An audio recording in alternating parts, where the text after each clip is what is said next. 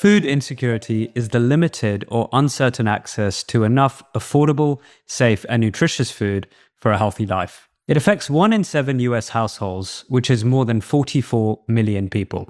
To help us understand the problem and what can be done about it, I'm very grateful to be joined by Professor Hilary Seligman of UCSF, who is one of the world's leading experts on food insecurity and its impact on health. Hilary, thank you so much for joining me today. It's a real pleasure to have you here. It's really great to be with you today. And now you were recently on the Food is Medicine panel at the Aspen Ideas Health conference, which I'm sad I missed. I was actually recording another episode in their studio at the same time. But can you just tell us, what was your main message there and why is it so urgent today? What were you there to talk about? Well, people mean really different things when they think about or talk about food as medicine. When I'm talking about food as medicine, I'm talking about how does the U.S. support people in getting access to the kinds of healthy foods that you need to stay healthy, to prevent chronic disease, to treat your chronic disease if you already have obesity or diabetes or high blood pressure. And how is the health system helping or not helping people get access to those healthy foods? So that's what I'm thinking about. There are a lot of challenges in the way our health system is constructed, and particularly in the way it supports people in accessing healthy foods. And so at the Aspen Health Festival, we were really trying to tease apart, how can our health system do better? Excellent. And we do have an episode with Corby Comer at Aspen that's going to be coming soon. And that's all about food is medicine. But your specialty area, I guess, is food insecurity, right? But you've been a physician, you worked across public health policy, research, you've done a lot of things. Why did you choose to focus on food insecurity? Well, actually, it was an interaction I had with a patient who came in and I had checked him for diabetes, and he had a condition we call prediabetes, which means he was on the road to developing diabetes, was likely to develop it in the long term. And the solution to that is either food, medicine, or both. And I asked that patient about his diet. And what he revealed to me was that he ate for lunch every day a piece of Spam between 2 cinnamon rolls. And that image was shocking enough to me that it made me really stop and think about what was driving him to eat a piece of Spam between 2 cinnamon rolls every day for lunch. And it turned out that it was extraordinarily inexpensive, and he didn't have enough money to purchase the amount of food he needed. But when he ate that, it kept him full until the next day. And so I, as a physician, had a choice. I could write him a prescription for a medication that might have side effects and would only treat prediabetes, and it would probably be free to him. Or I could tell him he needed to shift his diet to something that was going to cost him a lot more money. And I knew that that wasn't going to be feasible to him. And so I didn't have the tools in my toolbox that I thought I needed.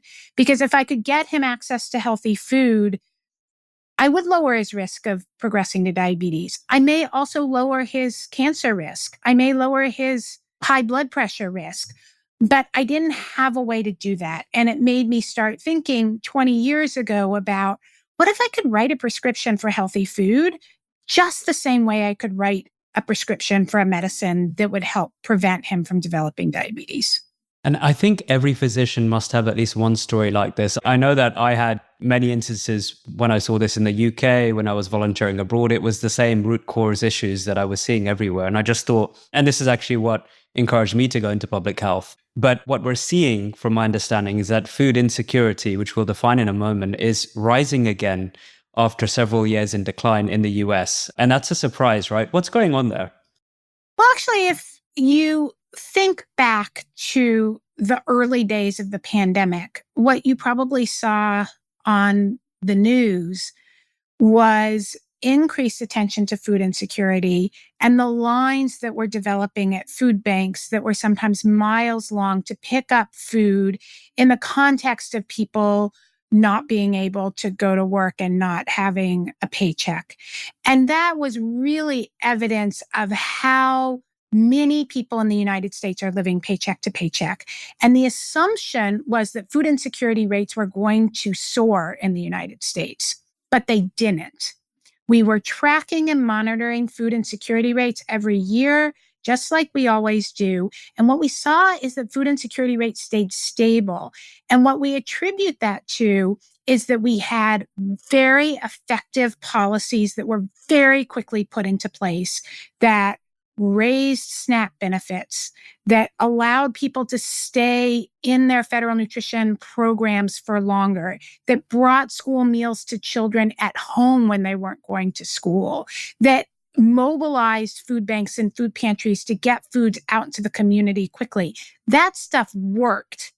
And it held food insecurity rates constant through 2020, 2021. But when these policy changes associated with the pandemic expired, that's when we started to see rises in food insecurity rates again. And that's what we've been observing in the data over the last couple of years. Okay, so we'll dig into that in a second, but just taking a step back, can you help us define what this means? There's food insecurity, there's nutrition insecurity, hunger. What do each of these mean and how are they different? Yeah, so let's start with hunger. Hunger is a physical sensation that everybody feels when you're on a diet or you missed lunch or, you only had soup for dinner. That's something that everybody feels. And interestingly enough, if you don't have enough calories in your diet day after day and month after month, that physical sensation of hunger may actually be blunted a little bit. It may go away a little bit. And that's probably a coping strategy. And so sometimes when people are living on a very low food budget in the United States and making very difficult choices about what food to buy because they don't have enough money, they may actually not be feeling that physical sensation of hunger. And so we have this concept of food insecurity that encompasses both that physical sensation of hunger and all those coping strategies that people use to try to get to the end of the month with enough calories if they don't have enough money in their food budget. And that might mean changing the kinds of foods that they eat so that they're eating more inexpensive foods. It may mean skipping meals. It may mean worrying about where your next meal is going to come from. So you're doing things like pushing your kids to go eat dinner at a friend's house or to eat dinner at a family member's house. All of these coping strategies that prevent the physical sensation of hunger, but are really related to not having enough money in the household to eat, we bundled all of those together and call those food insecurity. Food insecurity has always included an element of whether you have access to a healthy diet, but it isn't the only focus of food insecurity. And over time, food insecurity has really become more strongly associated with having enough calories, regardless of whether those calories are good for you. And the challenge with that is that people who are living in food insecure households also often are pushed to eat very poor diets because they're cheaper. Highly processed, shelf-stable foods cost less money. And so this new term, nutrition security, has recently been coined that helps shift our focus towards not just having enough calories, but having the right calories for people to stay healthy. So just to paint a picture of how big a problem this is, what do the statistics say today? I mean, how common is food insecurity in general? Then how common is nutrition insecurity? What does that look like in the country at the moment? Well, about 1 in 8 US households report being food insecure every year. And the rate of food insecurity is higher in certain households. Households, for example, with single parents at the head. They have less money coming in, therefore more food insecurity. Households that are racial and ethnic minority headed, those households tend to also have less money coming in because of barriers to employment, barriers to education, and the downstream impact of that is higher rates of food insecurity. So rates are very high in specific populations and overall about 1 in 8 Americans. Nutrition security, as I said, is a more recent term. And so we don't really know how many people in the US are nutrition secure because we don't measure it across the entire population overall. But if you just think of it as how many people in the US do not eat a healthy diet, it's almost all of us. Most people in the United States, regardless of income, do not eat a healthy diet. But if your income is really low, you're even less likely to eat a healthy diet. And that's because a healthy diet costs more money. And then when you start thinking about rates of chronic disease, obesity, diabetes, etc., it starts to color that picture and about how common nutritional insecurity is, right? Exactly. The epidemics of our day in chronic disease, obesity, diabetes, heart disease, these are all diseases that are very strongly rooted in changes in our food environment. So that access to highly processed foods with a lot of added sugars is really, really high and really common. And intake of more healthy foods like fruits and vegetables and lean meats gets crowded out by the American diet, which focuses more on ultra-processed, shelf-stable foods with added sugars and fats. And we've got quite a few episodes on those topics. Please do check them out. We're talking about economics quite a lot as a problem here, as a cause of this issue. But it's not just economics, right? Can you tell us a little bit more about where the issue stems from? Well, fundamentally, the reason we have high intake of these foods that are not healthy isn't just about how much they cost. We know that because even people in very high income households are mostly eating unhealthy foods. And that is because these foods are well marketed. They are highly palatable, which really means they taste incredibly good. And not only do they taste good, for many people, they have a lot of qualities that are similar to an addiction. It makes our brain say, we need more of that potato chip. We need more of that, whatever ultra processed food is your favorite. And so people continue to eat and to overconsume. And so these are probably twin problems. The food is highly palatable. It's easily accessible. And it's also in the context of it being cheap. And in many cases, us having peer pressure or cultural norms or people around us that are encouraging us to eat these foods because they're popular and they're fun. And so these are big problems across our food system. And not to take us too far down the show, because there's a lot to cover, but from a cultural perspective as well, it's about convenience, and food and mealtime and food prep and all that perhaps is not as much of a priority or a time to slow down in the culture here. Is that right? Well, I've only lived in the United States, but I will tell you that people who have lived outside of the United States tell me that we move at a very fast pace here. I would second that. Yes. And people here are very busy. We don't have the kinds of structural support for family life that are available in many other countries.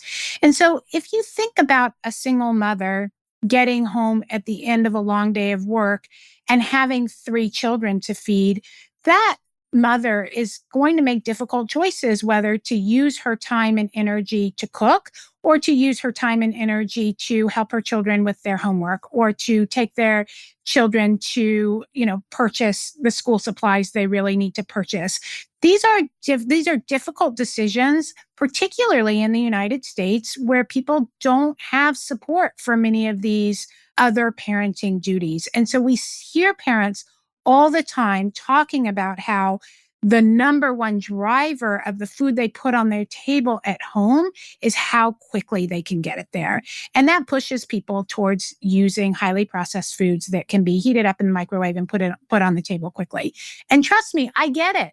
I have 3 kids myself, and that is my primary motivator too. And so there's something we have to think about, changing something in our food environment to help make it easier for people to get healthy food into their homes and onto their tables. And this is relevant for all of us in some way. I mean, both my wife and I work full-time. We have 2 kids. And when you're both working full-time, the same problem presents itself. It's okay, who's going to cook dinner tonight if we want to have fresh whole foods versus we got a batch cook? Or you may have to go for an expensive, delivery service where the food is prepped but not processed. And so we're having to get creative over something that's supposed to be quite simple, I guess. We'll get back to this conversation in just a moment. But if you're finding this episode helpful, here's a quick ask. Take a second to follow or subscribe to the Health Curve podcast, wherever you're listening. And if someone else in your life would benefit from this episode, or any of the others you've heard, please send it their way. All right, let's get back to it. Just to switch gears, if we start to think about the impact of food insecurity and all of the related sort of versions of this that we've just discussed across the life course, can you tell us a bit about how this impacts health throughout life? People who are food insecure at every age are going to experience health impacts from it. Let's start with a pregnant person who has a baby developing. One of the really interesting things about the science behind food insecurity is all of the changes that are going on in the developing baby that allows that baby to be perfectly ready to confront the world that it thinks it's going to be living in after it exits the womb. And so if the mom is eating a really healthy, consistent diet, that baby is likely to come out into the world ready to live in an environment that is full of calories and nutrition and healthfulness and to really thrive. But what happens to a mother that actually is eating a very poor diet that doesn't have a lot of vitamins and nutrients? That baby may see that it's going to come out into a world that doesn't have much available. And what we think we are seeing in these babies is that they are primed to suck up as many vitamins and minerals and even potentially calories as they have available to them when they exit the womb. And so even though these babies may come out small because they haven't had as much nutrition in utero, they suck up calories, they hold on to them, and these children may actually end up over time having a higher risk of obesity and diabetes, even though their parents were food insecure or their mothers were food insecure during pregnancy. We have really interesting data about this that comes from episodes of famine and poor access to food back many, many decades ago. And so it's really important that we start focusing very young, even before babies are born, and getting healthy foods and nutrients to babies. And then once they are born, critical that children are exposed to fruits and vegetables early. That's when they get their taste for them. And so if you're living in a food insecure household and you're a child, you may never develop a taste for healthy foods, and that's going to follow you throughout your life. So we have to get healthy foods into these children's homes very early. Children living in food insecure households also have a higher risk of being hospitalized, higher risk of stomach aches. They have more headaches. They have more missed days from school. It's not good for you. And then as you start getting older, similar things. People living in food insecure households have poor diets. In some cases are more likely to develop obesity. In all cases are more likely to develop diabetes. So it really sticks with you throughout the life course. Being in a food insecure household is not good for your health. It's probably also worth mentioning that all is not lost if this is your scenario thus far. Human biology is very adaptable, and these things can be solved if you act now. And also during pregnancy and during other times, a sort of 80-20 approach is not a bad thing, right? Exactly. And you know what? I'm really happy you said that, because I spent a lot of years in my own work trying to understand the impact that food insecurity had on people's health. And then eventually came to the realization that there are a lot of things that we can do that will walk back these risks. If you start eating a healthy diet today, you're going to see those impacts on your health almost immediately in some cases. And so what we need to do, I think, as a society is to build in more tools and opportunities for people to get access to healthy food. And then if you want to take advantage of it, great. If today's not the day and you had a really bad day and Cheetos are going to make you feel better, go for it. But if you want your healthy food in the United States, I think everybody should have access to it.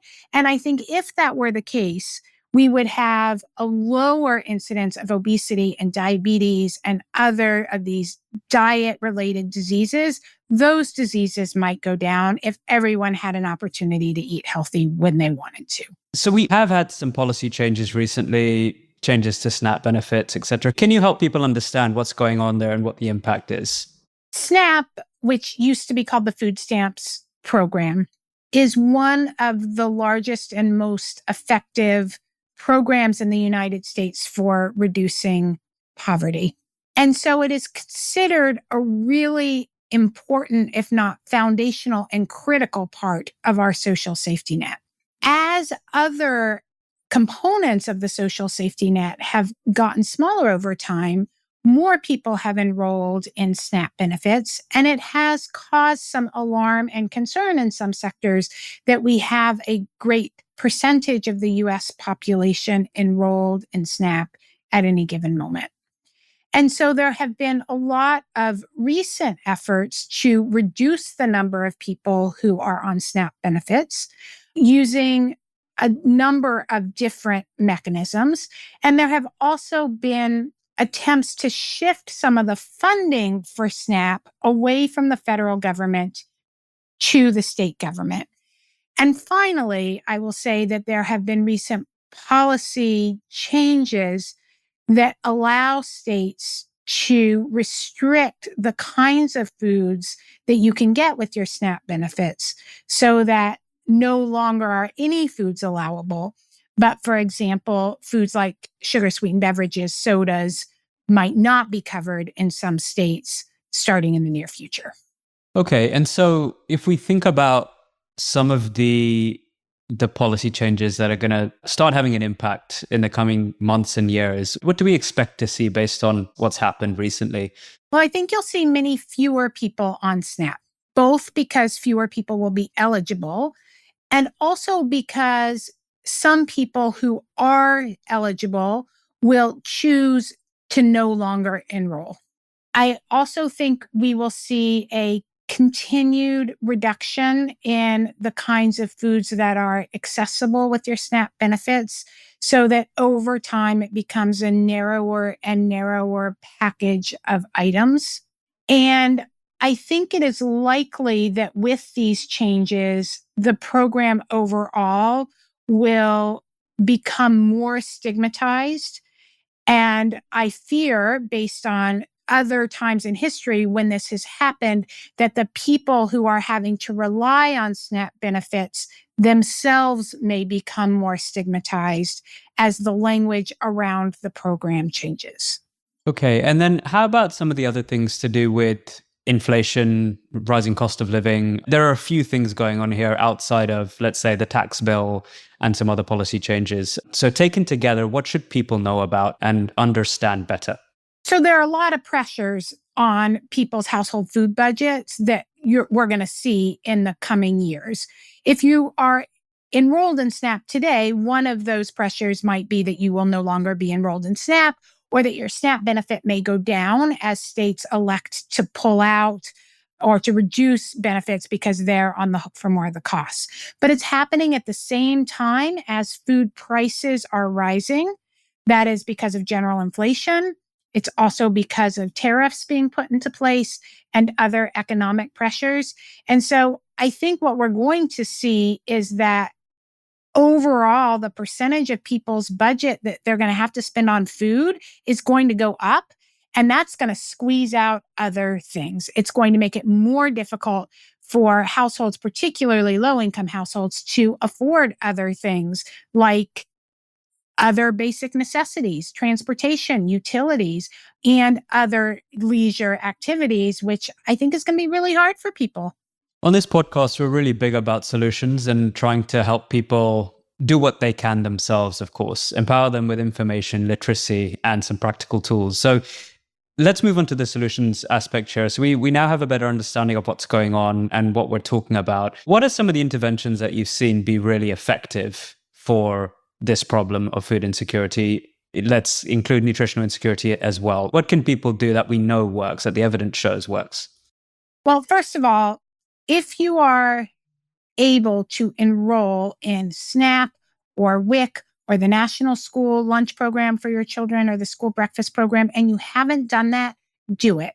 Because many well-meaning people will tell you that you can eat a healthy diet on a very, very low budget, and it is really difficult to do. You have to put in a lot of your own time or other resources to make that work. And so if you can enroll in these other programs, take that help so that you can afford healthier food. If you aren't eligible for these programs and you have the time to spend, you can use that time to do all of the things that people do in the kitchen to help save money. Buying in bulk, buying in season, cooking in batches. That takes a lot of time again, but if you can do it, do it. And talk to your healthcare provider. There are often ways, and again, this is called part of the food is medicine, the drive towards bringing food closer to the healthcare sector, especially if you have a chronic disease. There may be ways that your healthcare provider can help get you access to what we call medically tailored groceries or produce prescriptions that could help you access those foods. Finally, talk to others around you to be able to team up with them, to talk about solutions in your own community, and to brainstorm ways that you can pool your time and your money in order to make ends meet, because it may be a really challenging couple of years when it comes to addressing food and nutrition security. And just a couple more things. So for those who aren't directly affected, what can those folks do to help and make a difference? One of the things that we forget sometimes when we're thinking about food is we think initially very big about what's happening in the United States, when actually what's happening in your local community is really most important for how people have access to food. Are your corner stores only carrying junk food, or are they carrying fruits and vegetables too? Are the foods in those corner stores that are healthy as expensive, more expensive, or less expensive than the unhealthy foods? These are often decisions that are nudged by policies in your city or in your county. And those are places where people can get really involved. And are you supporting your local farmers? Because if you're supporting your local farmers, then you're helping to support the infrastructure that brings less expensive fruits and vegetables into your community, because you're not having to pay the cost of shipping them across the country. So buy from your local farmers and help to make that local farm produce available to other people in your community. Problems and solutions are always local, right? And of course, this is a potential stimulus for communities to get together again and eat together and share food and do that sort of thing, which is how we lived for a very long time and how much of the world still lives, right? And I will mention on that point, if you are looking for partners in that, a lot of communities have started what they often refer to as a food policy council to help coordinate and think about these issues at the local food system level. So that's the term you want to look for if you're going to go to Google and look for getting involved in your community. Does your community have a local food policy council? And just to close for the last section of this episode, I just wanted to go through some myth busters. And so you will see this a lot in your work. What are the top myths that you come across on this topic? And let's take this opportunity to dispel them. Okay. Number one, it's easy to eat healthy on a very low budget. That is a myth. It is possible, but it is hard. It takes a lot of planning and it takes a lot of time. Number two, people who are getting support from federal nutrition programs like SNAP are drawing away from the productivity and economy of the United States. That is false. SNAP is a really important economic driver in this country.